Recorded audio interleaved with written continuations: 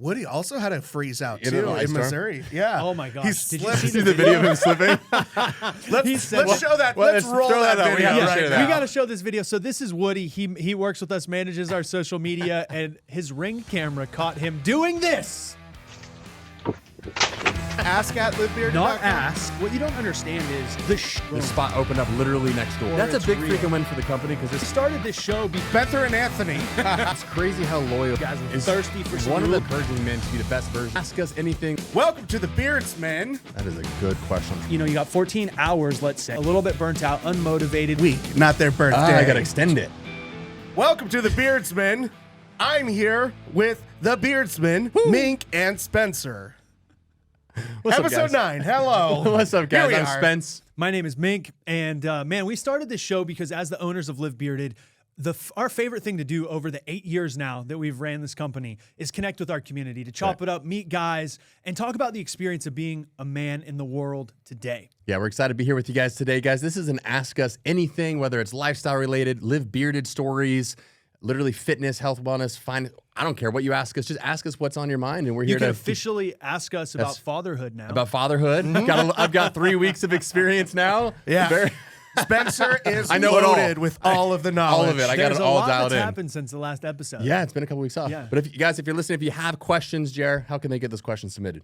You can ask us questions by emailing us at ask@livebearded.com or commenting them below, and we will answer them at some point if they're good questions. So make them good. Yeah. You know what they say about questions, right? There's no stupid questions, but there is stupid people that ask questions. Ah, There are. So don't be a stupid person that asks the question. That's right. No, I'm just joking. I love you guys out there. Yeah, actually, you can be stupid and ask the question, anyways, because we still get a kick out of it. Yeah, Even if 100%. we Send don't them put away. you on the podcast, we'll It may laugh just not about be it. aired, but we will still read it and talk you know about what it. we should do one day? We should do like an after hours or like behind the scenes of the most ridiculous questions and just do an episode of the ones just that go didn't off on make them. the Yeah, cut. Clip yeah. shows, Yeah, yeah. all the questions that didn't make it. I like that. Let us idea. know if you guys like that idea, and if you do, drop us 5 of the most ridiculous questions you could think of, and maybe we'll answer them in an after hours. The more section. ridiculous, the better. Yeah. Yes. Yes. Oh man. So how you guys been? The last episode we recorded was right before Christmas. Yep. We took about 3 weeks, 4 weeks off. I was out of town. I went down under for 2 weeks. Down under. Spence had a freaking kid. I had a freaking baby. Yeah, we got a lot going on. JR, what have you been up to? I went to Idaho, Yeah. Idaho. Nice. froze my butt off. It was so cold. Yeah. Northern Idaho? Boise East area? Idaho. East Idaho? Okay. Okay. Normally, it doesn't get to the negatives until like January. It was December though, and like Christmas morning, woke up, it was like -6 degrees. I'm like, this is not right. Was there snow? There was snow. So it's a white Christmas. Yeah. So there's some coolness there. But when it- -6 freaking cold. But when it gets Yeah. that cold though, the snow doesn't become fun Yeah. anymore. Yeah, yeah. Snow's fun between like 25 degrees to 32 degrees. When it's fluffy. and Yeah, it's when not it's just fluffy ice. or it's coming down, but when Yeah. it's negative, like it's not gonna snow because it's too cold Yeah. to snow. Yeah, we've been having some crazy weather actually, like record-breaking cold temperatures. I was talking to my buddy. He went to Chicago for a business meeting, and he said it was like -25 in Chicago. So I think we forget. Woody also had a freeze out In too an ice in storm? Missouri. Yeah. Oh my gosh. He Did you slipped. see See the video of him slipping? Let's show that. well, let's let's roll throw that, that up. We video have to right share now. that. We got to show this video. So this is Woody. He works with us, manages our social media, and his Ring camera caught him doing this.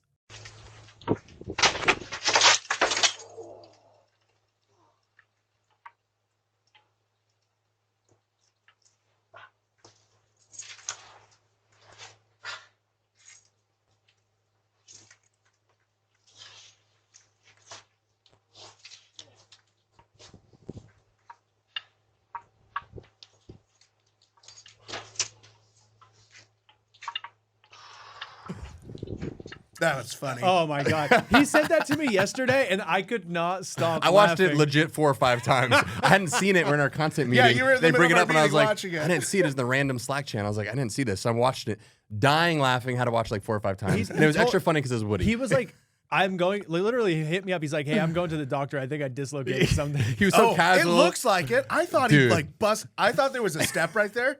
So in the video, it looks like looks- there's a step that you go down, but it's just flat.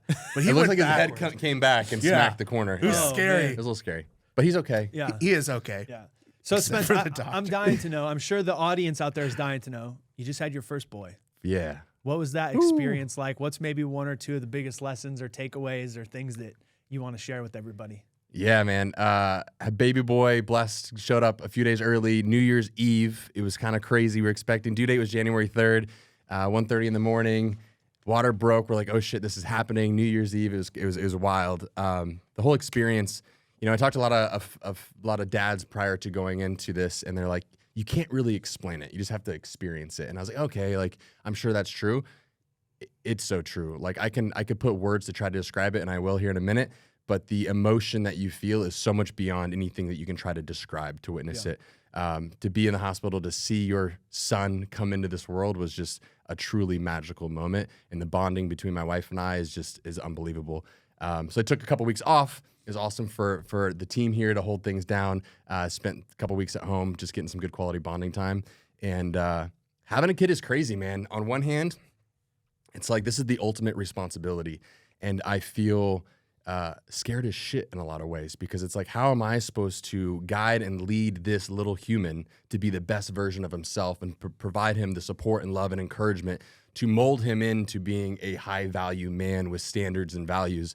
And it's a lot of responsibility. But then there's this innate internal just drive to know that regardless of what he needs, I will do whatever the fuck he needs to provide, to protect. And it's this really interesting, like you feel the fear and uncertainty, but it's dwarfed by the excitement and the opportunity to lead and guide and serve and be there for him.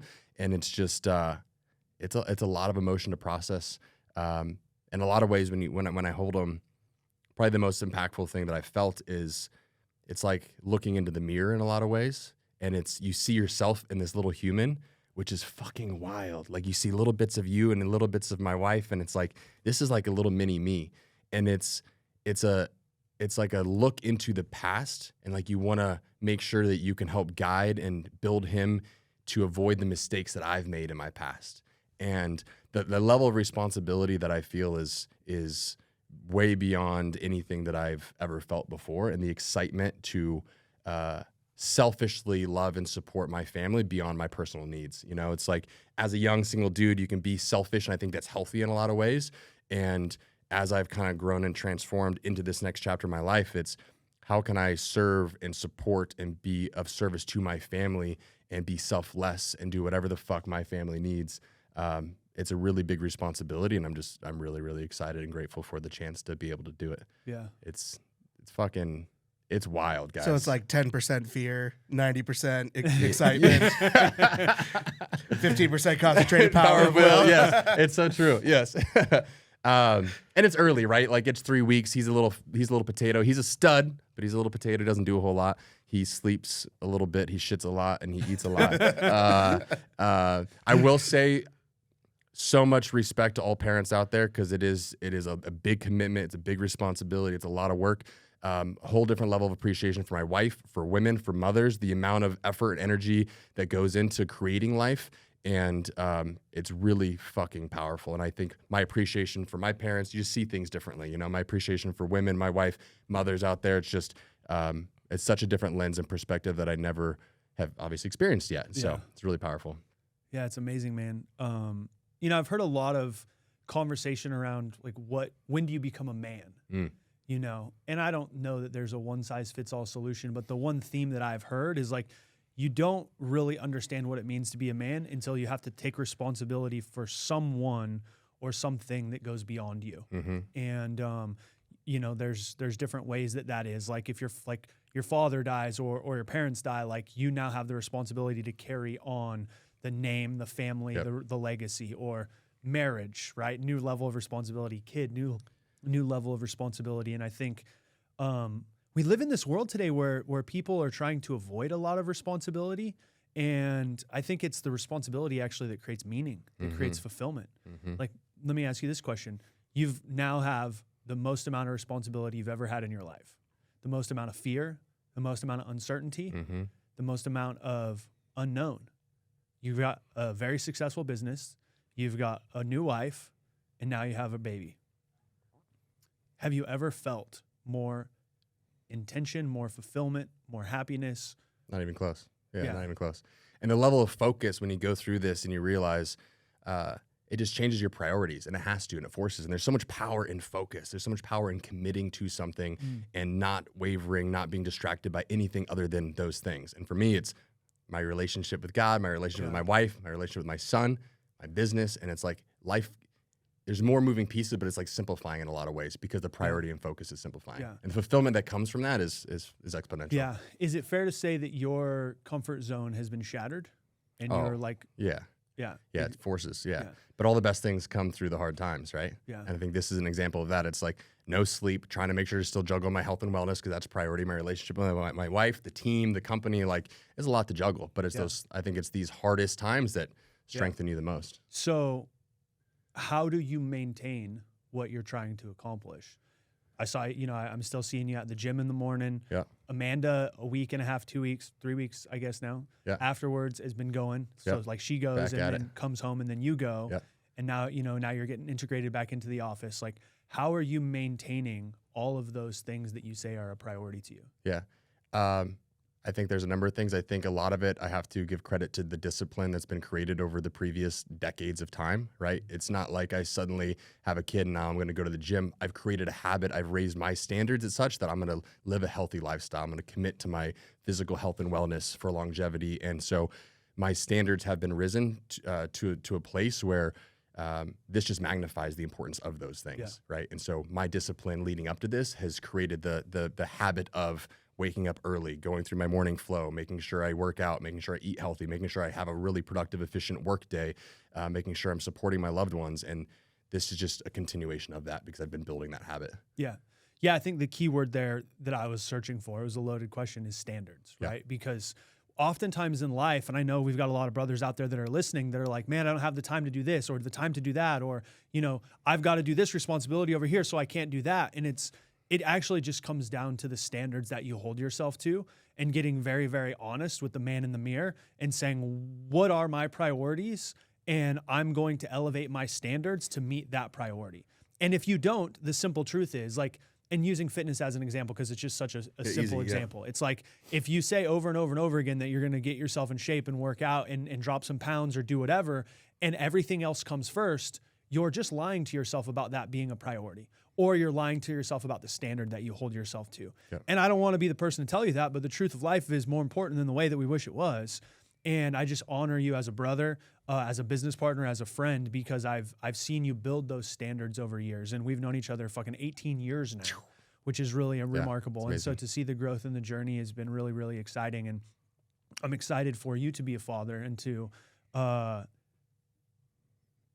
allow your mistakes of the past to be carried forward in the next generation. Yeah. I saw the craziest thing. So I went over the weekend, I went out to this new restaurant, right? And so I walk out the door of the restaurant, I take 2 steps forward, and I notice that there's a woman actually about to come in the door. So I stop, I turn around, I take 1 step back, open the door, and she's like, oh my gosh, thank you so much. And she walks in, right? And I turn around, I don't think anything of it. And there was a father and a son. The son was maybe 10 years old. They were standing right out there. And I shit you not, the guy goes to me, he's like, bro, you can't do that. And I was like, excuse me?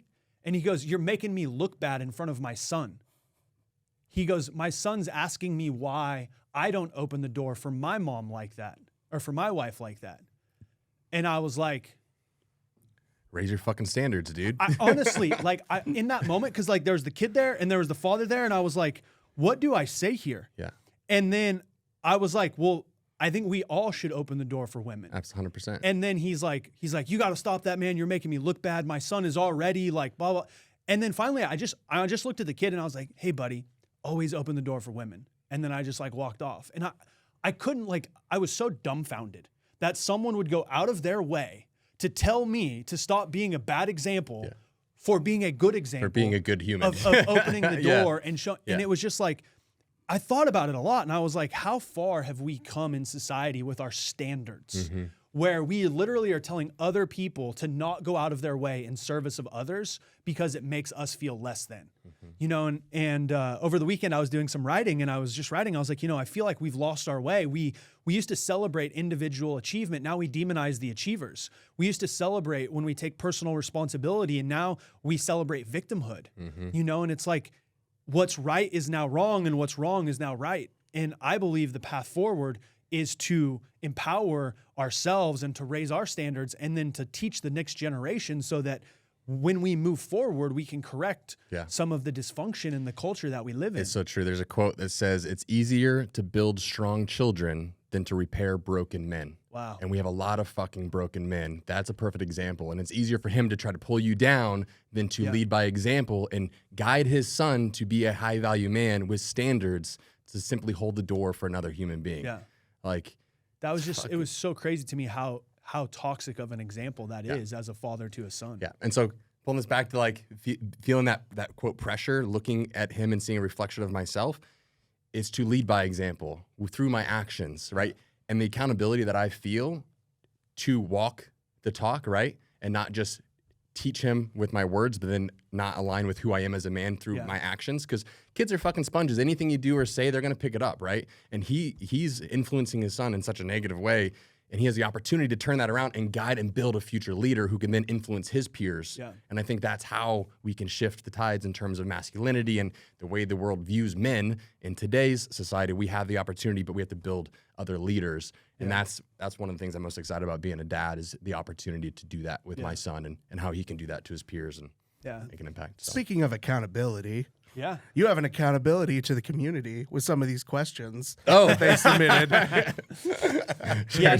We'll get there for sure. The reason why I wanted to go a little longer-winded on the intro is because I think, it's so relevant to every man out there, whether they're a father today, or they're going to be a father in the future, right? Understanding that it is our responsibility as men to elevate our standards, to change the course of our life, but most importantly, to lead by example, to demonstrate what's possible for the next generation. 100%. And the last thing I'll say about the fatherhood stuff is this, and then we can get into the questions.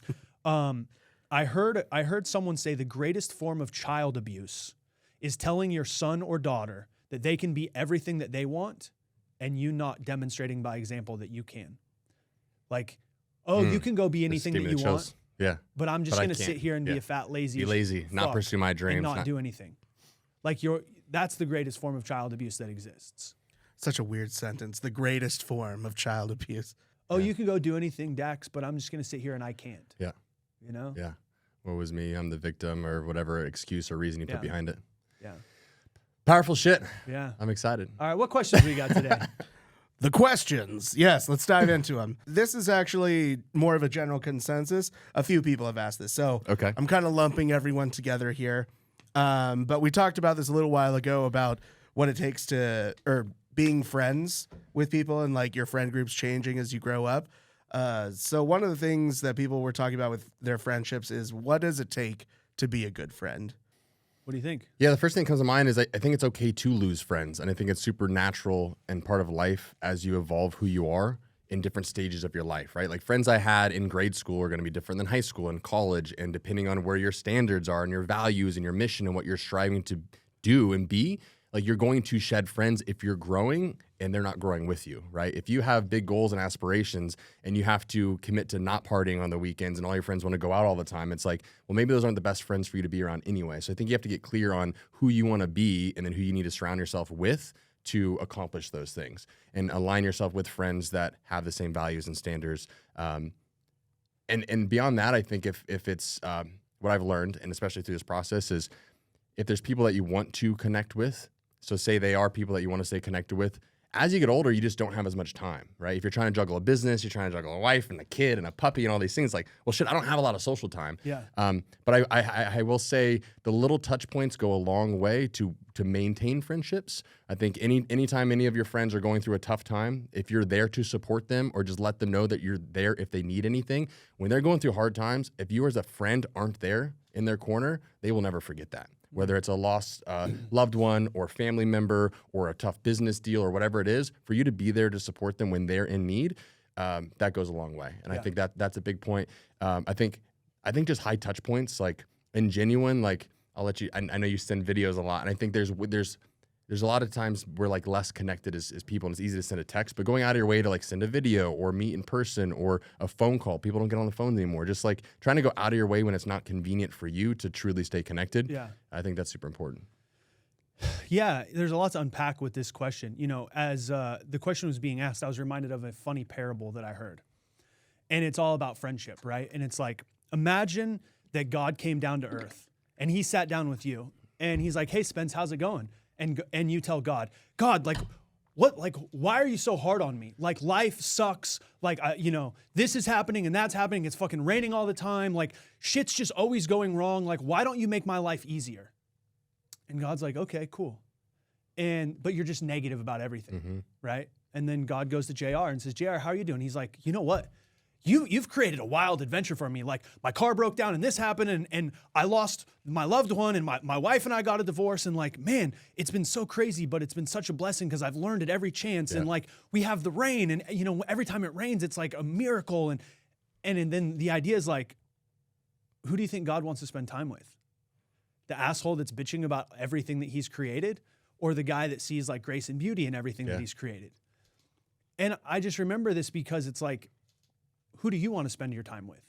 You want to spend your time with someone that is not going to be a negative energy suck in your life. I think at the highest level, like that's, to me, I will not spend any time with someone who is just a victim of circumstance. If things are always happening to them, if they're always bitching and whining and complaining, now that's very different than if you're going through a difficult time, right? And you're like trying to figure it out. Of course. But to me, the number one thing in terms of friendship today is aligning yourself with people that have a shared value, a shared perspective, and have similar standards. We were talking about standards before, but it's like, is your standard to bitch and moan and whine about everything, to act like life is happening to you?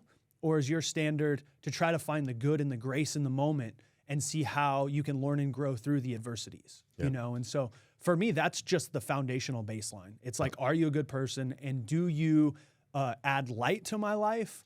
Or are you bitching and complaining and adding negativity to my life? Yep. Beyond that, I think you're spot on with saying how we show up in difficult times is really who we are. And the friends that I have the most connection with, the strongest relationship with, are the ones that were there that supported me when I was struggling the most.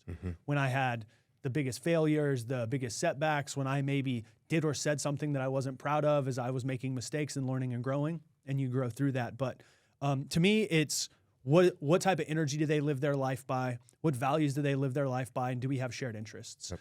And I think if you because there's a study that says the average man doesn't feel like they have one best friend.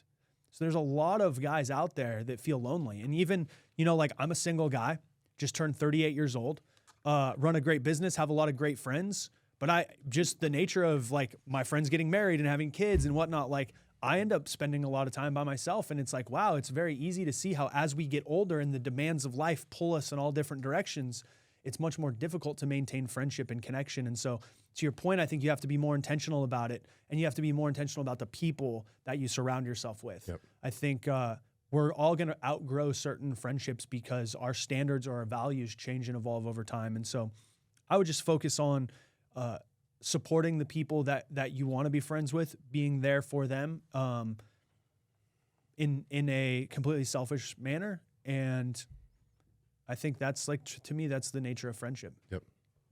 Yeah. You got anything to add to that, JR? What's your thought? I think Robin Williams has one of the better examples of what it means to like be a friend, and that's like empathy. Yeah. He was, you know, comedic genius. Everyone talks about like how funny he was, but the reason he was funny, in my opinion, was because he had empathy for people. And there's some things that he said. I'm trying to remember where it was at. It might have been in one of his books that I have, but he wrote down that like everyone's always going through pain, and most of the time what people want is just empathy. And when you're on stage as a comedian, like it's not so much that the audience wants you to make them laugh. The audience wants you to bleed with them. Yeah, they want you to be vulnerable. So like it's not just about like understanding their pain. It's like, here, let me cut myself and bleed with you. And don't actually do that. Please don't cut yourself and bleed with people. This is a metaphor. But people want that empathy. They want to feel connected. They want to feel like they're not alone going through it. because everyone goes through a ton of shit. But like being that positive friend, I think that's a great. Yeah, it's a great. Yeah, and way it can't be false, right? It can't be like made up or bullshit. As you were talking, I was reminded of Mother Teresa. You know, she was one of the most powerful women that walked the earth, and she was poor. She didn't have any financial means, but what she did have is one of my favorite quotes from her is "Spread love everywhere you go," and she's the epitome of that. She spread love everywhere she went, and she served beyond herself. And she loved those that you know no one wanted to love in different like leper colonies and people with dysfunction. And she was like really famous for going in there and like loving on them and like providing things to them. And I just think that's the essence of being a good human, and true friendship is just like empathy and spreading love and support and encouragement. Great question. Who asked that? It was a bunch of people. A bunch of people. I agree. That's right. A lot of people were talking about friends. Yep. They liked our friend video. Yeah. Next question we have is, there are so many this one's more beard related. There are so many beard companies out there. It seems almost overwhelming. What would you say to a new beardsman when it comes to choosing a company / products that he has no experience with? From Richard. Now, we might be a little biased. Yeah, Richard, I'm going to tell you, I'm very biased, but I'm going to try to give you non-biased advice. When I'm shopping as a consumer, there's a few things that I'm looking for. Can I trust them? Do they have quality products? And do I believe that the product will deliver the end result, right? And so I think the number one thing is to like do your homework, look at reviews. Right? I'm proud to say Live Bearded's got 60,000 5-star reviews. We've been doing this for 8 years. And I think, you know, we buy from people that we like, that have shared values, and that we trust. And so I would say, what are your values as a man? What type of companies do you want to support? And then who do you believe can actually deliver on their promise of product? And then also, like, who's going to support you? If you don't know what you need, contact 10 different companies' customer service departments and say, hey, guys, I don't know what products I need. Can you help me? And I guarantee you the company that reaches out to you and that has the biggest desire to support you is the one that, you know, will likely have the best products and will likely provide the best overall experience. But I like that idea as a test, though. It's a great test. That's what we should tell people to do. Guys, if you really want to know how good a company is, email their customer service. What kind of support do you get? Yeah, spot on. Fuck. Yeah. If they're going to support you and serve you Pre-sale. When you've never even bought anything, then you should believe that they're going to do that even more so on the back end. So I like it. Yeah, do that. If you're wondering what to buy, email all support at livebearded.com. You want to go ahead, put us to the test. Yeah. You know, once upon a time we had a YouTuber.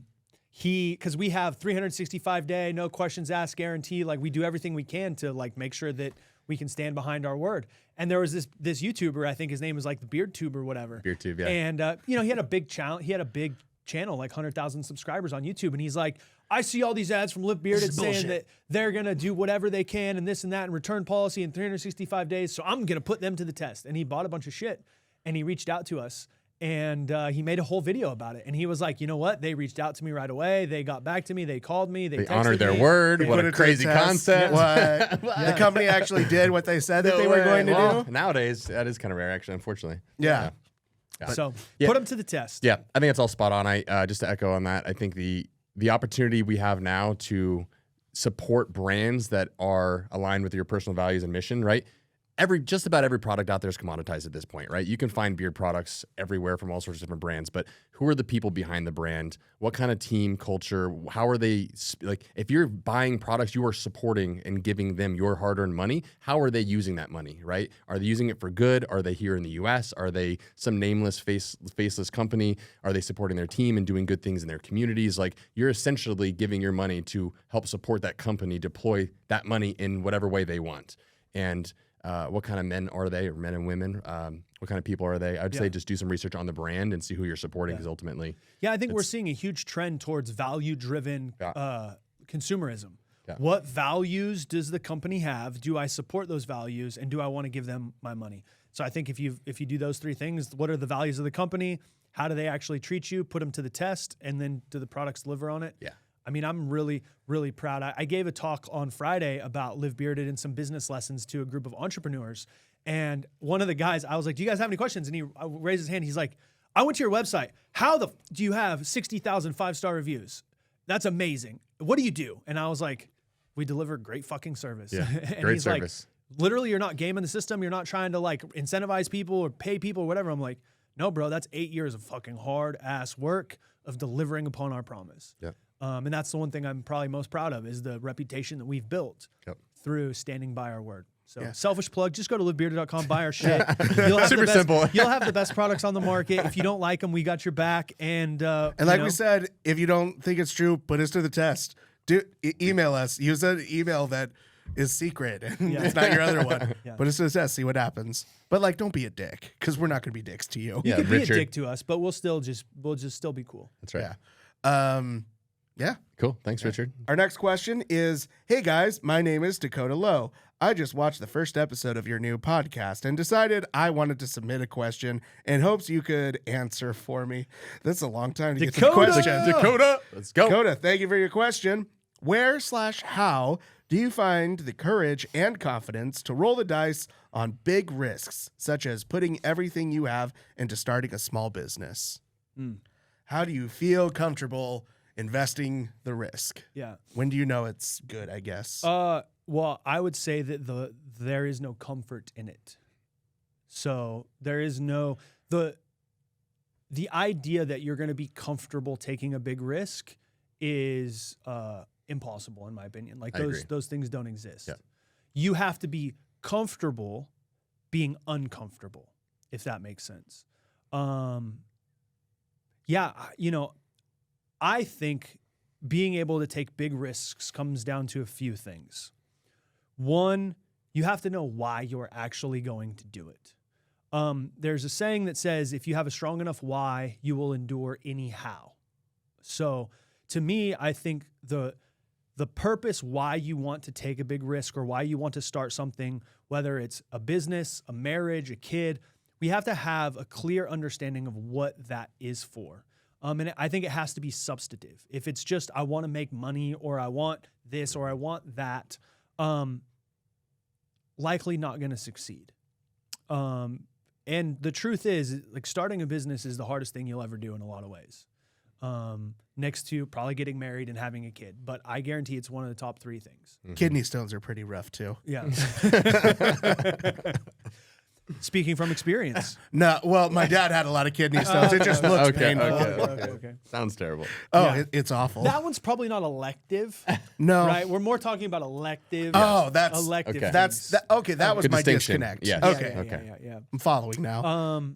But yeah, how do you have the courage to do it? I think you just you have to understand that fear is inevitable, but the only reason why we have courage is if we have fear that we move through. So it's just like having a strong reason why, knowing what you want, and then being comfortable not knowing what the fuck you're doing and taking the risk. Yeah. And obviously you want to be calculated. You want to do your research. You want to be as intentional as you can to protect your downside. But it's like, what's the upside? What's the downside? Can you live with the downside? And ultimately, whatever risk you're taking, I would recommend going into it with the lens of whatever happens, you're going to learn and you're going to evolve who you are as an individual. So even a quote failure of a business opportunity, so long as you learn lessons from that experience that you take forward with you, there's still a lot of value there. Yeah. But I agree. Like, you're never going to be comfortable, right? Like, you're never going to be like, oh, wow, like I'm going to take this huge risk and just not have fear and just trust that it's going to be great. There's always going to be that underlying fear or uncertainty, that pressure. And I think that's a good thing. I think that in a lot of ways for me, when you have that pressure, you're taking that risk, it holds you accountable to like going all in and doing whatever the fuck it takes to make it successful and doing the best you can, you know? It's such a great question though, because I think oftentimes we do feel like, well, we need to be ready. We need to be comfortable. We need to not be afraid, or even, you know, I've held myself back so much in life because I was like, oh, well, I'm not ready yet. I'm not there You say yet. that forever though. You can always say that. You can always say that. I think fear, limiting beliefs, self-doubt, insecurities, confidence issues, imposter syndrome. That's all part of the human experience. I've had all those things. And that's never going away. You know, and I love, I'm pretty sure it was an interview I saw with Kobe Bryant. And he was like, of course I get nervous before games. Why wouldn't I? Like, I'm stepping on stage, doing something that I love in front of millions of people. And like the outcome is uncertain. You train confidence and certainty into you because you learn, you grow, you practice, right? I think they say that, well, what do they say? I think the point that I'm trying to make is, like, if we go into it as prepared as we can be, we're giving ourselves every advantage, right? So I think you have to do the work required on your end, but just know that anytime you do something, like, what do we say? The first time you do something is the worst time you do it, right? Yep. The road to success is paved with failure. If you're not willing to fail, you will never succeed. So I think part of it is just understanding you're going to fail, you're going to fuck up, you're going to lose, it's going to suck.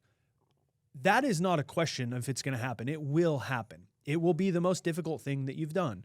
But on the other side of that, if you don't give up, is the greatest opportunity for growth, for fulfillment, for evolution, and ultimately to create something that you've never created before. I love that. Yeah. I guess some real life examples I have from this is like, whenever you're in that business mode and you're working hard to like get your goals or something, you can break it down into smaller chunks of something that seems more manageable that will stretch you. This one time, so my ultimate goal is to make movies with my friends, have my own like Happy Madison production like Adam Sandler. That's the goal. So in college, like I did a movie with my friend and like it inspired me. I'm like, okay, cool, I can do this. I was like 25 at the time or something. So I wrote my own movie, like the first like feature film that I wrote. And then we went and shot it and it went terrible. Didn't even get finished filming. And like, I really let it scar me for a long time. I was like, oh my gosh, this is so hard. I can't do it. And then I didn't attempt to do like any other movie thing until like 2020 when, and I had spent like 6 years just like working on commercial sets and writing and doing all that stuff. So I was like in the industry, but I never wanted to like take a step out again. I finally like got enough courage because my buddy made a movie and it took him like 2 years to finish it or something like that. And I just casually joked, I'm like, dude, I could make a movie in a week, just because like I knew like all the like little things. It's a terrible movie. You can watch it on YouTube. It's called Searching for Bigfoot. Completely awful. It's terrible, unwatchable. But I still made it in a week. And, in a week? Yeah, in a week. We did it in a week. We filmed it all in one day because with the way of like making a 90-minute feature film, I broke it down. I was like, if I can film 3 hours of footage with just my friends talking and dialogue and just being like improv comedians and just bullshitting the whole time through it, I could make a movie. And so I just broke it down to the most simple thing and made a really terrible movie. But because I was able to make that 90-minute movie, it gave me confidence to try something a little harder. Yeah. And so we made a second one, this other comedy, still improv, didn't write all the dialogue down or anything like that, just came up with plot points. Did that like 2 more times. And then eventually last year got to make like an actual feature film that's coming out. But starting out with those small pieces and working through that process really helped to like, I don't know, just that's what gave me confidence. Yeah, get the reps up. It gave me confidence. It's still hard. Yeah, like it's one of the hardest things you'll ever do, starting your own business, and you're totally right with that. But taking the steps and going forward to do those difficult things and having confidence in your past mistakes, it helps. Yeah, I think ultimately creating or doing anything we've never done before is more of a mindset game than anything else. How do you create the motivation, the focus, and the resilience to push through the uncomfortable times, the challenges, the failures, and not get discouraged? Mm-hmm. You know, they say oftentimes success is moving from failure to failure without losing without getting discouraged. So for me, I mean, you know, when I got my start, I was a scared broke kid who had no money, no contacts, no experience. I put $100,000 on credit for my very first business because I had all piss and vinegar and excitement. I'll figure this out. And I went bankrupt at 23. And the only way I was able to overcome that was having the courage to say, this was my fault. My life is my fault. I fucked up. I can't blame anybody else for this. And then I had to be honest with myself and realize that the reason why I fucked up is I had no skills. I had no experience and I had no idea what I was doing. So then I committed to constant and never-ending improvement. It's like, if something is going to change in my life, I have to change. And our life is won or lost in the conversations that we have with ourselves. The biggest mistake I know I've ever made in my life is not believing in myself. And that's what you just explained. You didn't believe in yourself for a period of time. You made part of a movie, you got scared, you didn't believe you could do it, Didn't believe it. You waited 10 years to actually put another thing together that you were able to shoot in 1 week. Well, like, I'm not that old, but yeah, you're right. It was 5 years, it was a 6 long years. time though. It's Yeah. 5, 6 years, something like that. That is all based on belief. And we all have this. We all struggle with belief. Again, fears, doubts, insecurities, all of us have it. The question is not whether you're going to have it or be uncomfortable. The question is, are you going to have the courage to act in spite of fear, to move through discomfort, to be willing to fail and look stupid and be made fun of and fuck up, and do that enough until you actually learn what to do to become successful.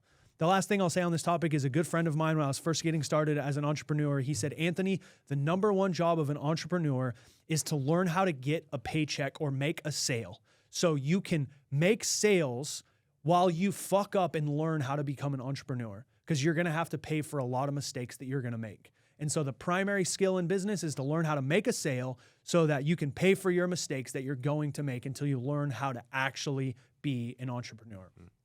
You're going to fuck up, you're going to fail, accept it and move through it, or don't ever do what you want to do. Don't do business. Don't start a movie, don't take a risk, don't get married, don't have a kid. Like, all of life is a risk. And if we risk nothing in life, we actually risk everything. Yeah, what do you have? Oh. It's depressing. Yeah. I really just thought about it. If I never did any of that, like, oh, my life would be so boring. Those are all the questions from the community that we have. Amazing. Love it. That reminded me of a quote. Sorry, when you said that, I found the quote from the guy, Winston Churchill. Success consists of going from failure to failure without loss of enthusiasm. Yeah. I'm pretty sure Churchill also says failure is not fatal. Yep, he did say he got really drunk. Yeah, that's a famous quote. He got really drunk. Failure's not. I have it in my notes. But we'll find him on the beach. I thought I would be able to regurgitate it, but I'm not that smart. It's okay. I had to type it here. Success is not final. Failure is not fatal. It's the courage to continue that counts. And then he took a puff of his cigar. Yeah, to emphasize it at the end. And then he said, "Yeah, actually, I'm going to stop right there." I was going to go into a World War II reference, but yeah, that's good. Fuck the Nazis. We're taking this country back. Speaking of good dudes. We got a Do Better Dude. Hey guys, if you're not familiar with what the Do Better Dude is, it's a little segment. We like to kind of scour the interwebs, find a dude out in the world doing good shit, because to be honest, if you pull up social media or the news, most often it's some negative news. And we like to highlight guys that are out there that have high values and standards that are making a positive impact in the world, and just give them a little love. So, JR, who do we got today? Oh, well, we definitely got some guys with some high standards here. In fact, they are standards that are so high that they remove themselves from society, if you will. We have Amish men. Yeah. Amish Mennonites. I think Mennonites is another term. Yeah. Right? But yeah, Amish man saves SUV stranded in snow with horses. Now, this is a little bit of a fluff piece, but just to point it out, I kind of have the video playing here. There, I'll be sure to put it in the link there. But what we have going on, SUV hits a snowbank in Tennessee. I have no idea how it even got over there, but this Amish man was just out in the field, just across the street from it too. You got modern society living right next to the Amish right there. And I hope they get to hear this episode one day as we talk about them, but they probably won't. But the guy in the SUV flags him down, and he grabs a couple of his Clydesdales there, and they hook it up. And in the snow, this dead of winter, this was in November, he's just start whipping the horses, and they get the car pulled out. They get back going on the way, and it's amazing what you can do with a whole 2 horsepower engine. 2 horsepower. I mean, pulling that it's like a Suburban or something. Yeah, and there was another Amish person that came by too in their little carriage that you can see kind of help out in the background. I love that. Yeah, I thought the horses were going to tear through the fence. Shout out to these guys for lending a hand. It's funny. It's hold the door for strangers. Help out when people are in need. Be a decent human being. Be kind. Spread love into the world. Yeah. It's not that hard, but there's not enough of that. I have been so appreciative of strangers. I used to drive a Prius. I got stuck in the snow once, and I thought I would be able to shove it out just because it's so light. little? Yeah, Like, I got this. I've done it. I've done it before, but I couldn't do it this time. And we were like on the side of I-15 and snowing. Cars are whizzing by, but it was so nice when this dude in his truck just came by. He's like, "Hey, you need some help there?" I'm like, "Yes." And Yes, I just give me the straps, and like I crawled under my Prius after I like dug it out a little bit, hooked it underneath the front thing, and Pulled like, you right out. yeah, he spent like 10 seconds just yanking the front end back onto the asphalt.